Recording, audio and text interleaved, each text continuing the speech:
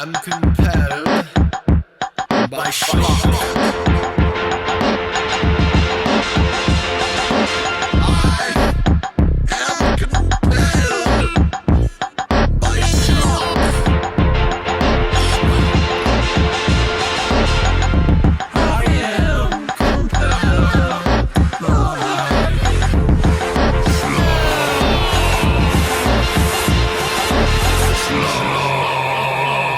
Welcome, Schlock Puppets. I am Darby Ellis Lewis Wilson, and with me is Chris Anonymous, and we are talking about Puppet Master 2. But first, I want to thank all of you.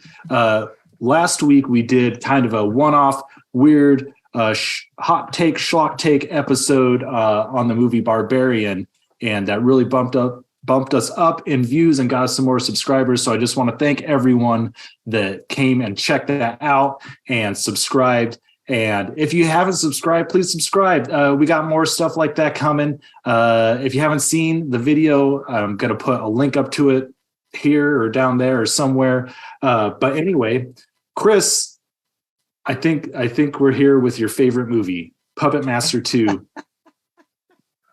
We only got 13 more of these to go.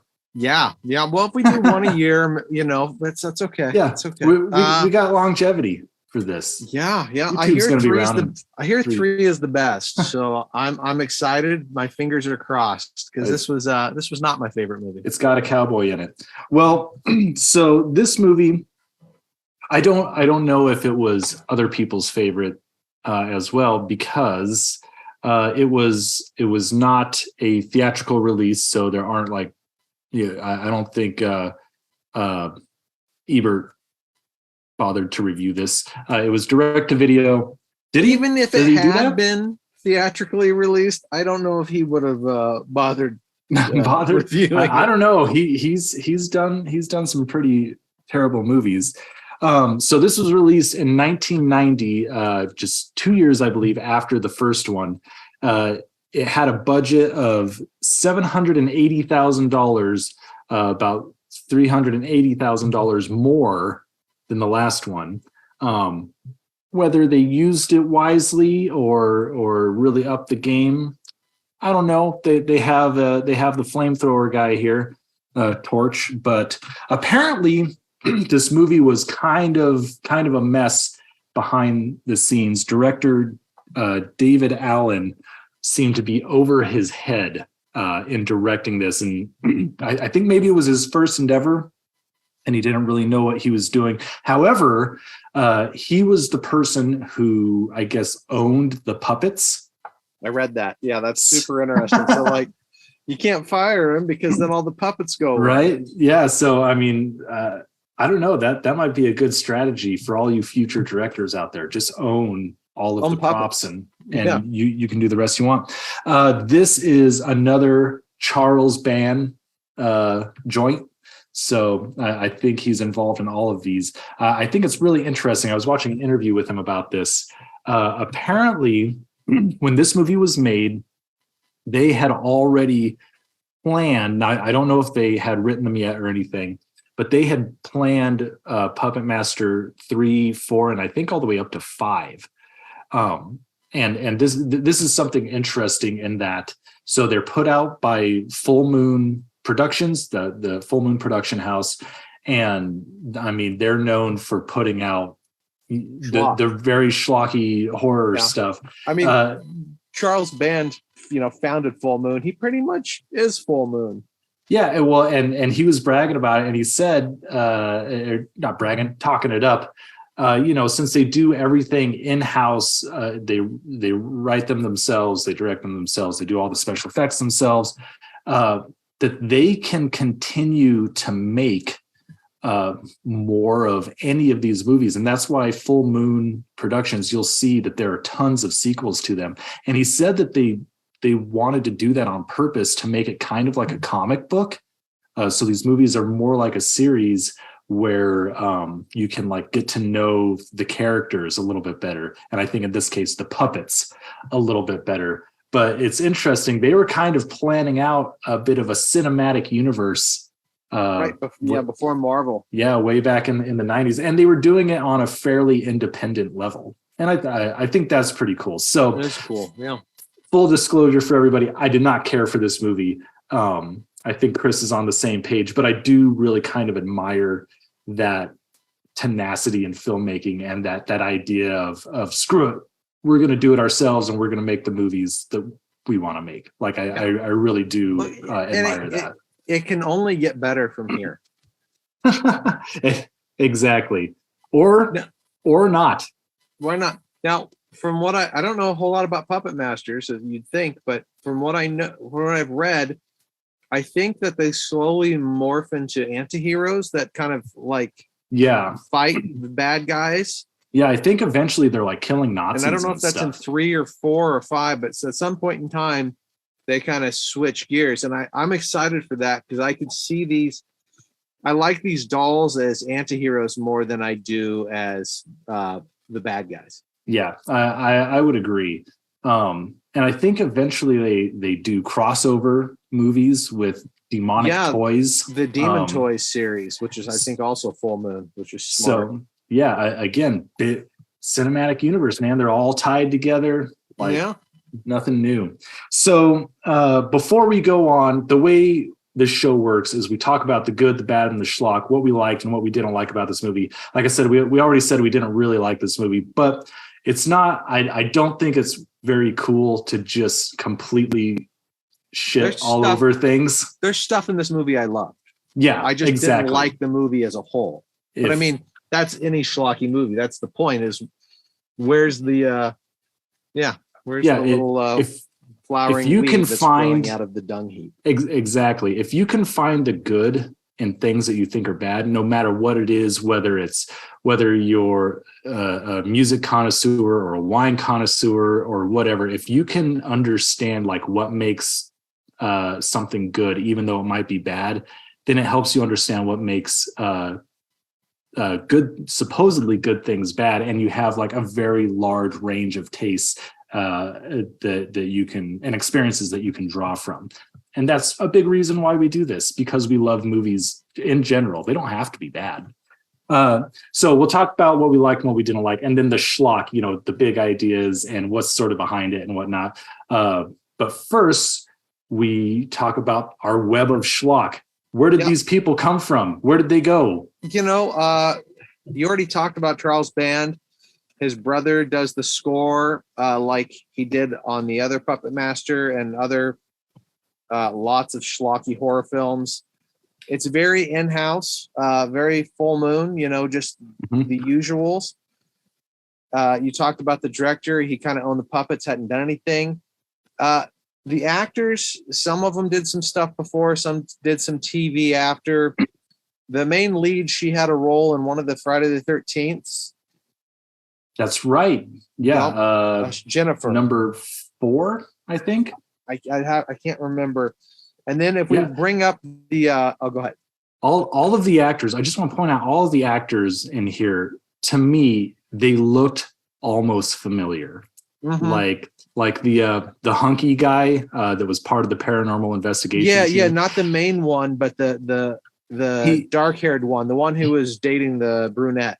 Yeah, he almost looked like Gerard Butler. He had a real familiar look. Like they all just looked like a better celebrity.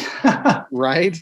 Now, so there's not a whole lot left to bring up here. You can do a deep dive if you want, but it's George Buck Flower. And you've seen him 100 times. If we pull up I think I labeled it Hillbilly Harbingers. Yeah, he is definitely a recognizable face. I don't know his name. I just know he's that guy that shows up in Flower. movies. So he started out doing in the 60s and 70s, kind of like the crappy knockoff Disney movie type stuff. Mm-hmm. And at the same time, like soft core that would go to theaters. And then and then he kind of just found his way into every schlocky movie ever. You've seen him. He's been on this show before. He was in The Fog. He was Tommy Wallace in The Fog. I think he's in They Live. Yep, he's in They Live. He was the drunk in Escape from New York last week. He's in Starman. He's in Back to the Future. He's Red the Bum. Is he still alive? No, he passed away several years ago. But that's too bad. Let's say we should get him for the show. 2004. But yeah, he was in The Village of the Damned, the remake one. That he was the drifter in They Live. He's a bartender in Power Rangers. I mean, he's appeared in everything. Yeah.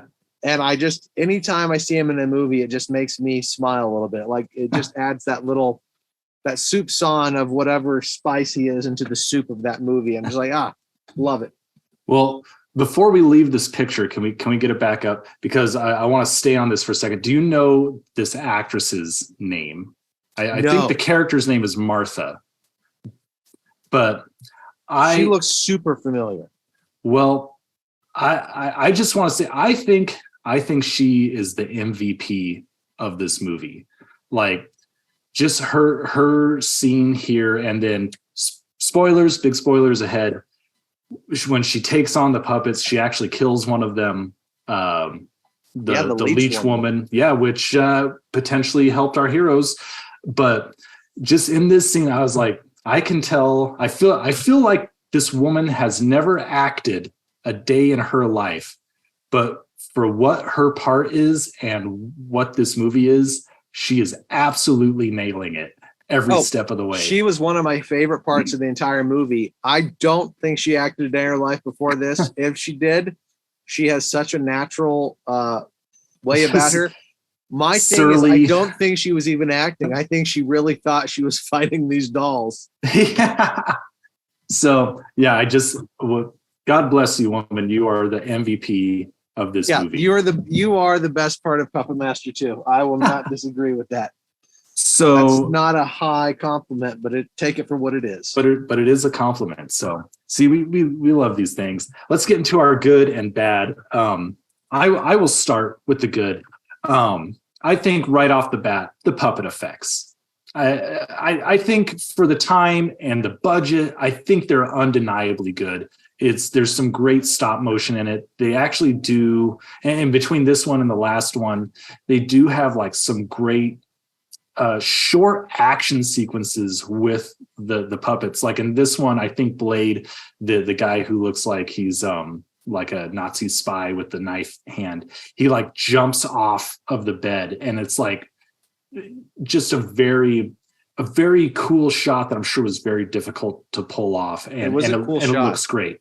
Yeah, and you get a lot of this. I was disappointed that in the last one, his eyes like moved around a lot, like the because he had the little knife eyes, right? Yeah, it gave him more expressions, and they didn't do that in this one. I hope that they bring that back. Like the gesture didn't spin around a whole lot in this one. I mean, there was a lack of facial expressions. In the last one, he like didn't have a hat, right? And in this one, he did. And when it spun around, it made it go a little bit more. Yep. So my second good, so that's the hillbilly lady Martha. But my second good is Steve Wells, the actor who played Toulon. Yeah, we got him wrapped up, and he looks like the Invisible Man. He's so cool. In fact, like someone calls him Cheney in it or something, like in a reference to the old movies. Yeah, well, he like that's how he introduces himself, because he lies about who he is, and I can't remember his name, but it's something Cheney. It's so Invisible Man. And like, so I thought like the part itself was a little ridiculous when like her brother dies, and then he shows up out of nowhere, and they're just like, he might have something to do with this. I'm like, it's like if the Scooby-Doo team could get any stupider, it would be this team. Yeah, exactly.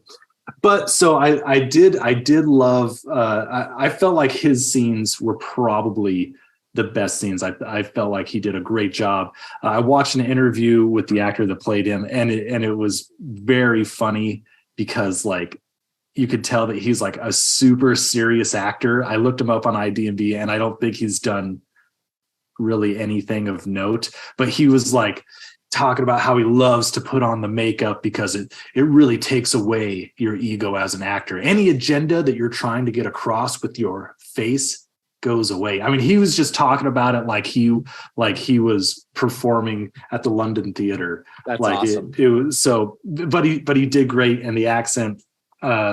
He's second MVP in my opinion. Puppet Master 2 for the London Theater. Bring him out of retirement if he's still alive. They should just do a remake there. That is kind of it for good. I mean, other than like I got a lot of good laughs out of it. Right. That I think were unintentional. Going into the bad, and I think this was a good for you last time. So we'll see what you have to say. I don't like the music for these movies. I understand what they're trying to do, like that boom, ba-da, boom, ba-da-da, like this kind of whimsical puppet music. I get it, but I don't think that the way they do it works. Like they really need to go into the realm of more like Danny Elfman to really pull it off, I think. And I don't know about your watching experience, but I watched this sort of twice. I watched it the initial time, and then I watch it again as I'm going through and getting the screenshots. But the sound quality seemed very odd. Did you get that? No, but this is the second show in a row where you've mentioned sound quality, so you might check really? your TV. Well, it's on my TV, on my computer. I don't know. We'll maybe it's me, Puppet Master. Maybe it's me. Some of the effects, while there were good effects, there were also definitely some bad effects like the people on fire. My girl, the hillbilly lady, when she gets caught on fire, first of all, she goes up like she was wearing flash paper, or she was like covered in kerosene or something. But here you can definitely see that it switches from her to a person in a burn suit. It looks like she's wearing an oven mitt where before she wasn't. And so in some places you can really see the cracks in what they're doing. So that I just got to put that in a solid bad column. Props were trying to do it, but it just did not pay off. A lot of the acting wasn't good. And my biggest thing is that like the plot just doesn't make any sense. Like it does not track for me. A bad thing was that the last act of it is kind of exactly the same as the first one, where the person who was like controlling the puppets betrays them, and so then they have to kill the bad guy. And that just like it's good if they go directly into the realm of anti-heroes, where instead of just trying to have them straight up villains. Because like I don't know, it just puts like it's maybe a good one-time twist, but since they did it twice in a row, I hope they do it for every movie. I hope that's like right. That's just the formula. Well, yeah. I read the synopsis of the next movie, and it sounds exactly the same. That's awesome. But we can talk about this in schlock a little bit more. But the hardest thing for me to buy into this movie with was that there's no lock-in. Like there's no reason for them to stay at this place. Someone was just murdered.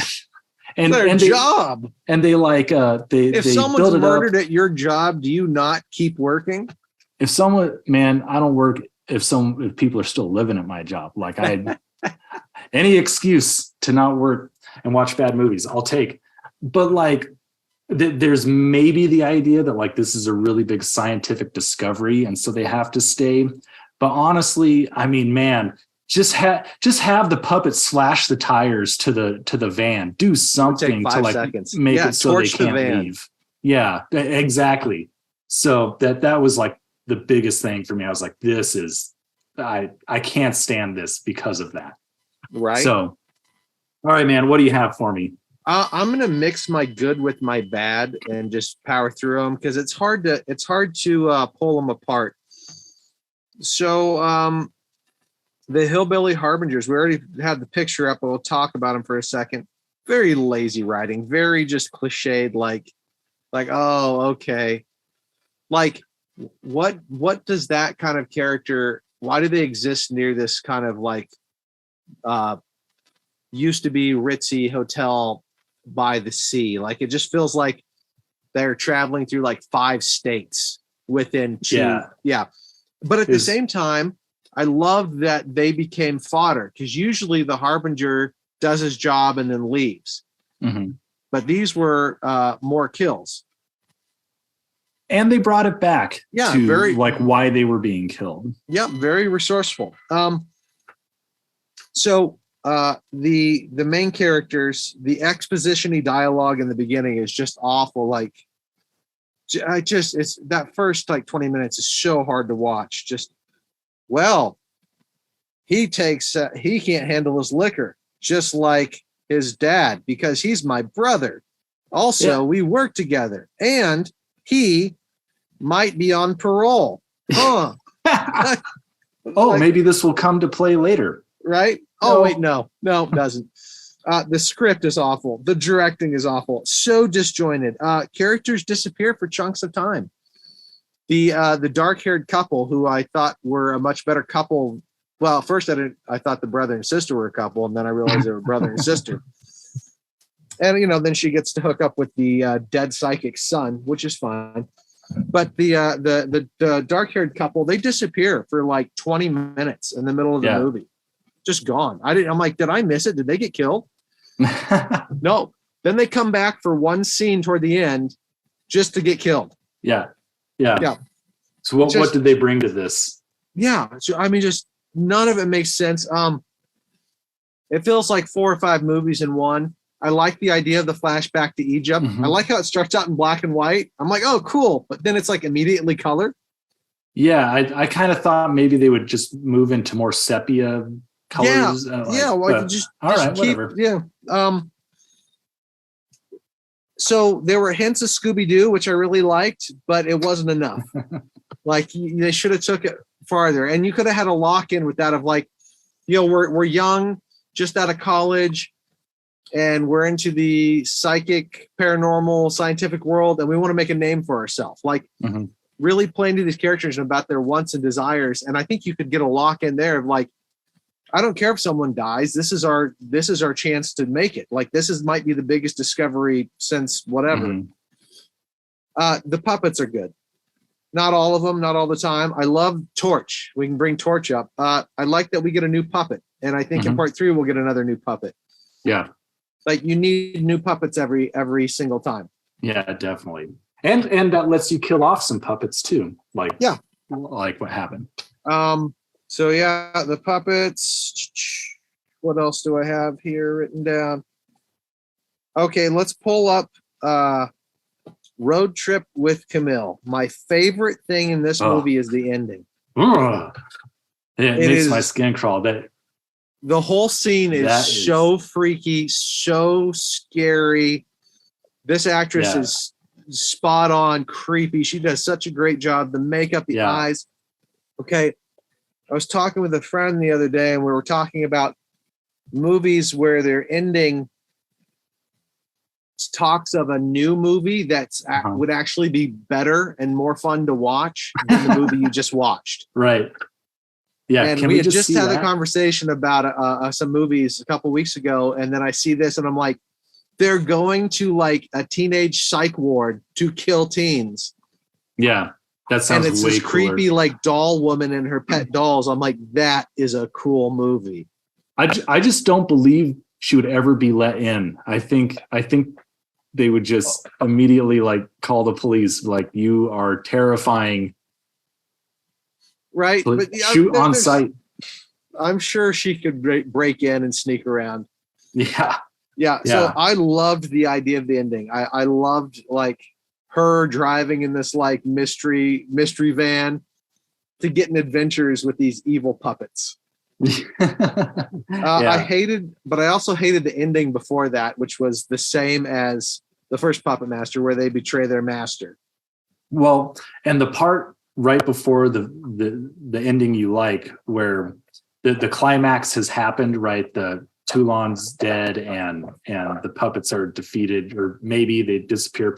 But like the motorcycle guy, he's like asking all of these questions to our main actress, And it's like, yeah, what happened to them? What happened to the body? And it's basically like the movie telling you, we don't know. The movie's over. Please don't ask us. Shit. Well, how did her body get upstairs? And why was her throat cut after she was dead? So because they turned her into a monster. Yeah, the movie was just ready to be done, I think. And at that point. I mean, we can get into schlock, whatever you want to talk about, but I mean, my good and bad was all schlock. Well, we were talking about it a little bit, but the scientific discovery portion where they dissect Tunneler, the puppet Tunneler. Yeah. And it just so really hilarious. Changes in tone of movie. It was like a science fiction movie. It made me think of like the Aliens movies where they take the face huggers. Yeah. Yeah. And they're like that's dissecting exactly what it made me think of. And I'm like it would have been cool if they could have like brought him back to life or like found something out about him or just bizarre. Yeah. I kept thinking he would come back. No, I don't think so.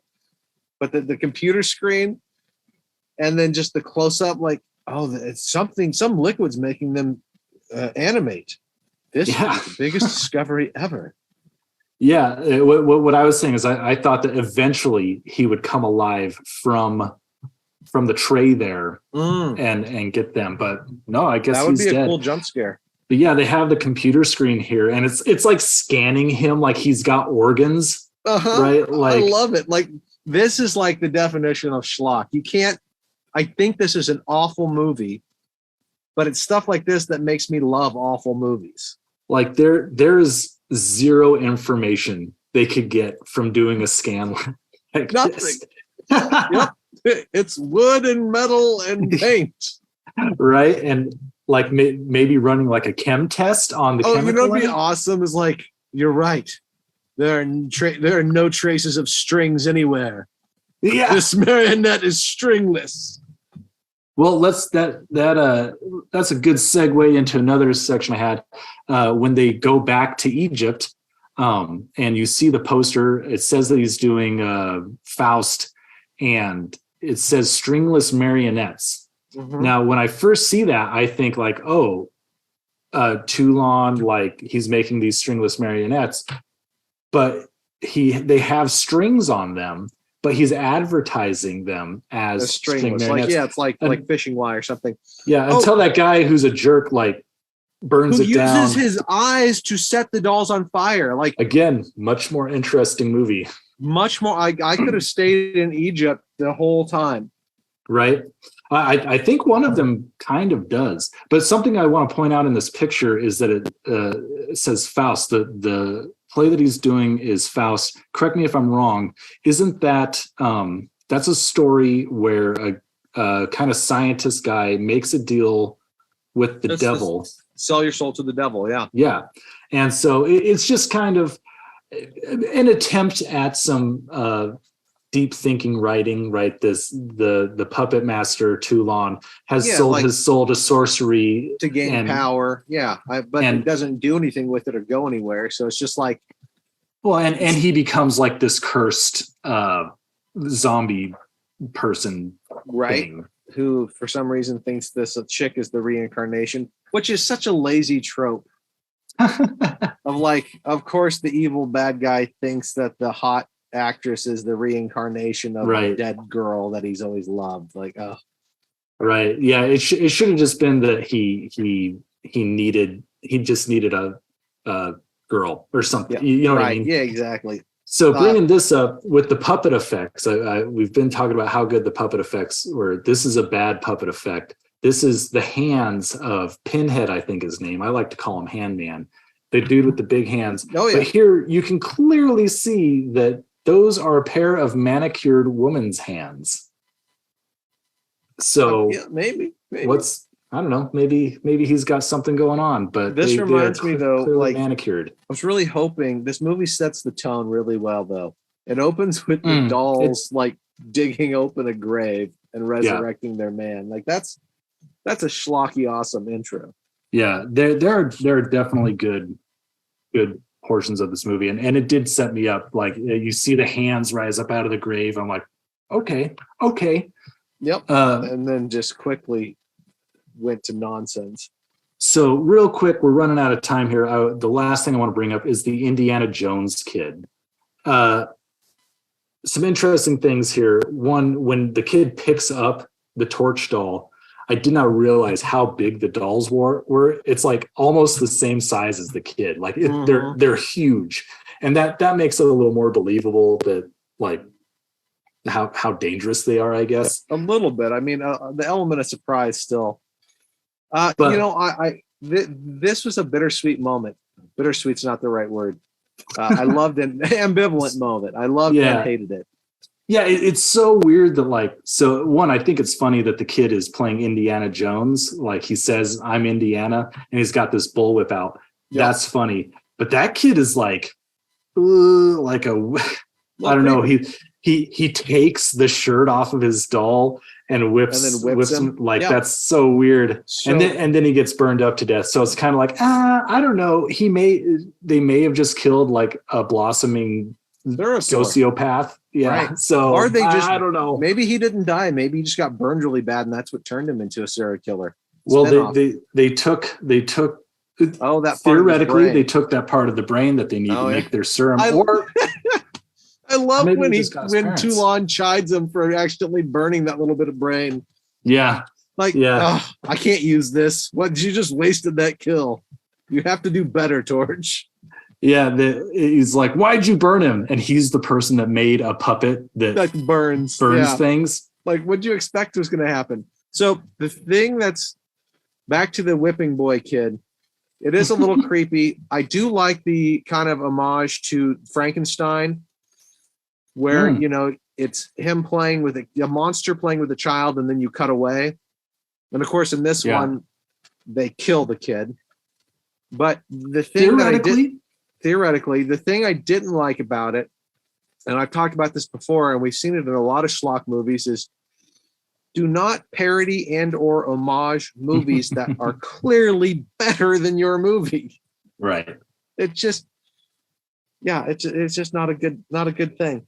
Well, to be fair, I think they probably thought this was going to be a good movie. Yeah, they probably did. When they wrote it, they're like, they're gonna love this. The other thing that schlocked, the ending that I loved with the road trip with Camille, her last line, "We have children to enchant," and just that creepy face and how she delivers it is just so creepy and like, I want this movie. I want Camille. But anyway, I think we got to wrap up. Chris, it is your pick this next time. December is coming up, so we're going to be doing some Christmas movies. Is that correct? That is correct. We are doing some Christmas movies. So next week, not in 2 weeks, next week, we are going to be watching The Killing Tree. I have to correct you. I believe it is next week. Correct? Yes, next week. Okay, sorry, my bad. The Killing Tree. The Killing Tree. Like the Giving Tree, but mean. But killing, yeah.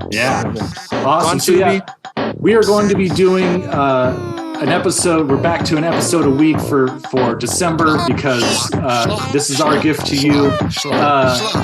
You can see them all on Tubi for free. Make sure you check out whatever the YouTube algorithm suggests to you. I'm Darby Ellis Lewis Wilson. This is Chris Anonymous, and we will see you next week. Bye guys. I am